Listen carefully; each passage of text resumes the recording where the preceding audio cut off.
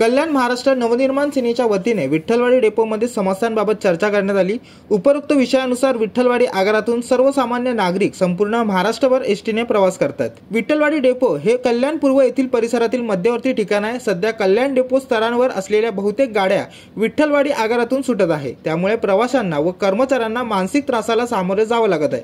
यात प्रामुख्याने विठ्ठलवाडी बस डेपोमध्ये पाणी पुरवठा करणारी टाकीची झालेली दुरवस्था ती कधीही पडू शकते, जीवितहानी होऊ शकते।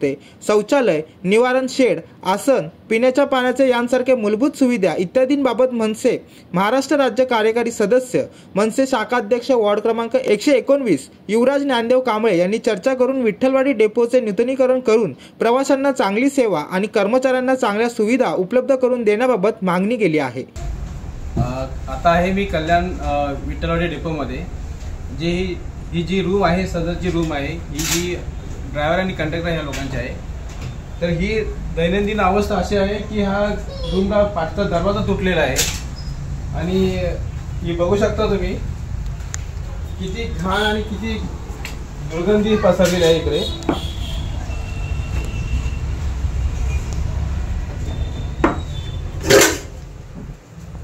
त्यांच्या रूमच्या लाद्या तुटलेल्या आहेत, सर्व दैनंदिन अवस्था एकदम खराब आहे।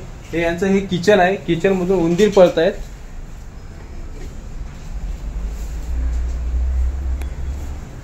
आणि यांनी डीएम ला पत्रव्यवहार करूनही ते बोलतात की तुम्हाला जर राहायचं असेल राहा, नाहीतर सोडून जा। म्हणजे आमच्या ड्रायव्हर कंडक्टर लोकांना हे वाऱ्यावरती सोडतायत, त्यांचा विचारच नाही आहे। तर या अशा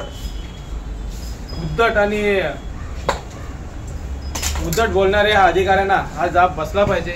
काहीतरी आमच्या ड्रायव्हर कंडक्टर लोकांची समस्या यांनी मांडली तर हे असं उत्तर देतात की तुम्ही सोडून जा, हे काय फुकट राहत नाहीत, हे 5000 भाडं देत आहेत। तर पण यांची ही अशी उत्तरं असताना आपण एक मनसेच्या तर्फे त्यांना एक निवेदन देतो की तुम्ही हे यांचे लवकरात लवकर तुम्ही राहण्याची चांगली सोय करावी, अन्यथा मग मनसेतर्फे आंदोलन करण्यात येईल।